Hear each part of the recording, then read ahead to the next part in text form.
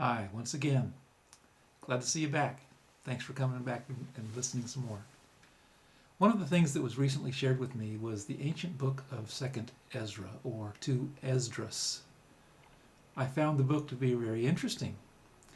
It's a book of scripture, and you can find the complete text online if you search for to Esdras, Esdras.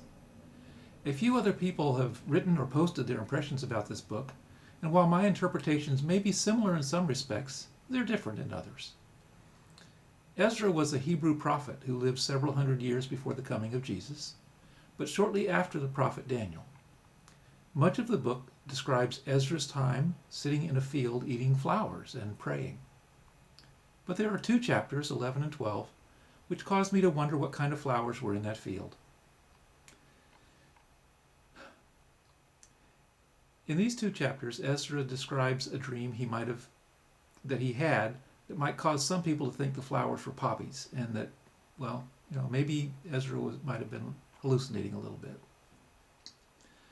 Perhaps due to the strangeness of the dream, this ancient book was eventually removed from the canon of Scripture and relegated to the Apocrypha.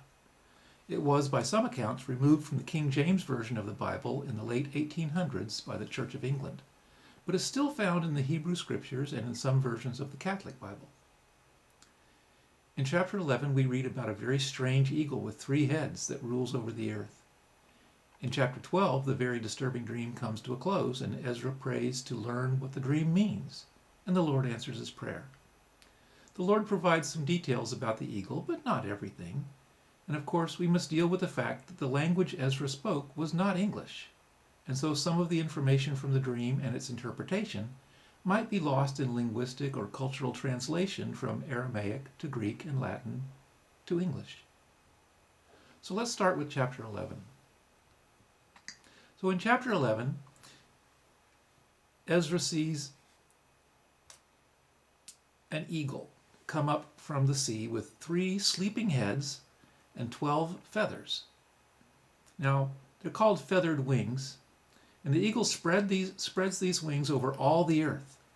And after the eagle rises from the sea, 8 short feathers appear, making a total of 12 long and 8 short feathers. A voice from the body of the eagle speaks to the feathers and tells the feathers to sleep until it is their turn to watch by course, and to leave the sleeping heads for last, to wait until most, if not all, the feathers are done watching. The term came up from the sea doesn't necessarily mean that the eagle was once a fish. Let us assume that coming up from the sea refers to an eagle flying towards Ezra from beyond the horizon over the sea. It existed and was flying before Ezra ever saw it, but his dream begins when he sees it come up from the horizon of the sea and spread its wings over the earth and begin to exercise its influence over the earth and its inhabitants. The dream talks about feathers and wings and feathered wings. This can be somewhat confusing if we try to make these out to be different things. But in the Greek language, there is a word which can be translated as both feather and as wing. So let's just try to make this as simple as possible and assume that the feathers are wings and the wings are feathers. In any event, we will learn later on that the wings and the feathers and the heads all represent individual kings or national leaders of this nation that is represented by the eagle. So let's continue.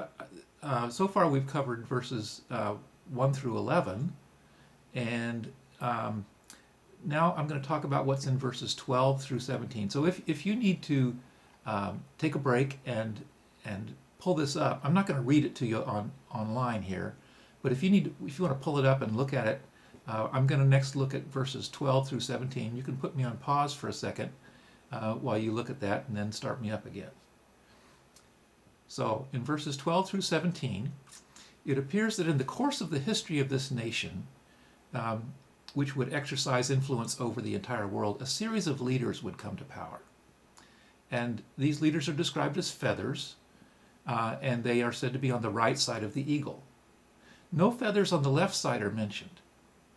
One interpretation might be that just as one reads sequentially from left to right, that any feathers that might have once appeared on the left side of the eagle would represent leaders whose time had already passed by the point in time that Ezra observed the eagle, and that the feathers on the right side represent those that would serve from that point forward.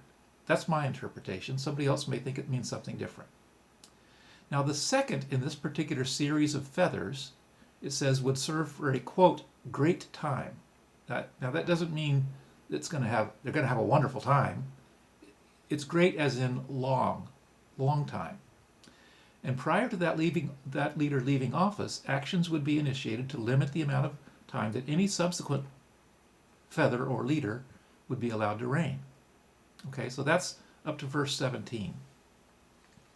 Now, when we look at verses 18 to 23, what we see is the passage of time.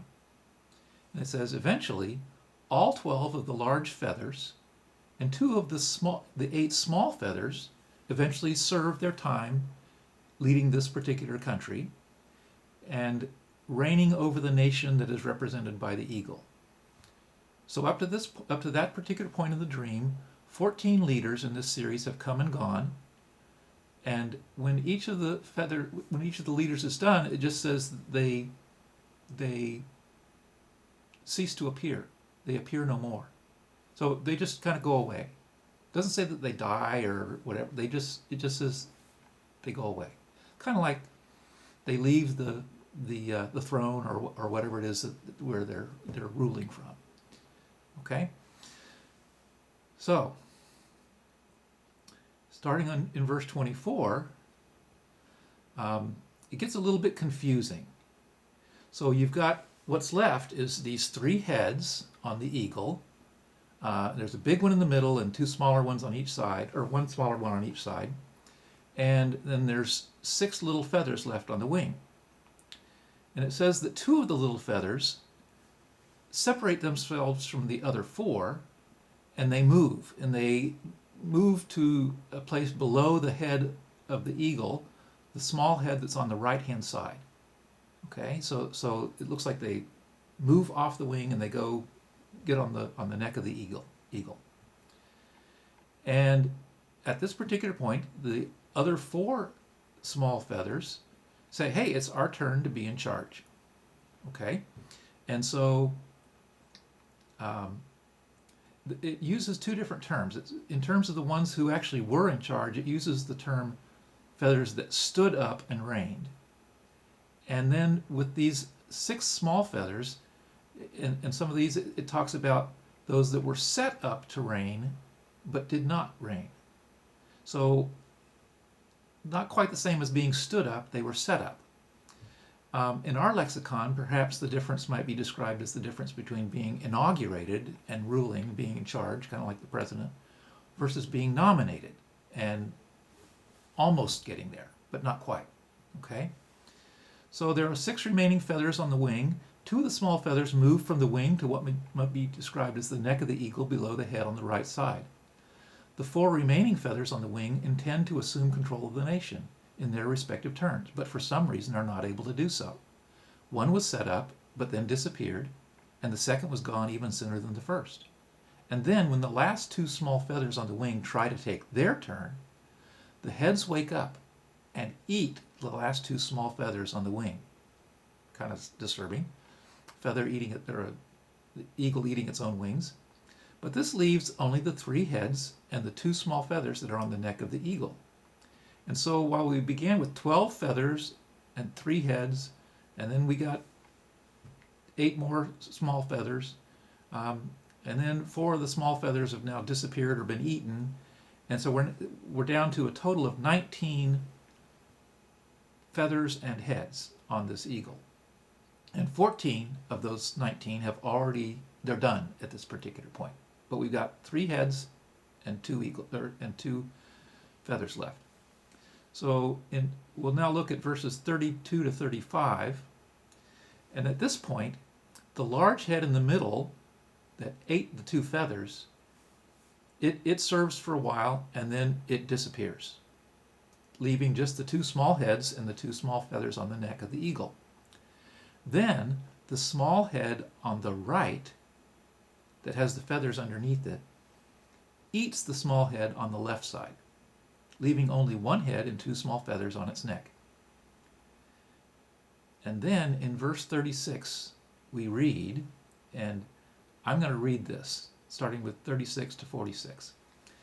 Then I heard a voice, which said unto me, Look before thee, and consider the thing that thou seest. And I beheld, and lo, as it were a roaring lion chased out of the wood, and saw that he sent out a man's voice unto the eagle, and said, Hear thou, I will talk with thee, and the highest shall say unto thee, Art not thou it that remainest of the four beasts, whom I made to reign in my world, that the end of their times might come through them?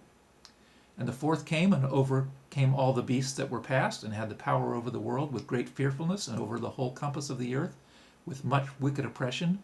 And so long time dwelt he upon the earth with deceit, for the earth thou hast not judged with truth.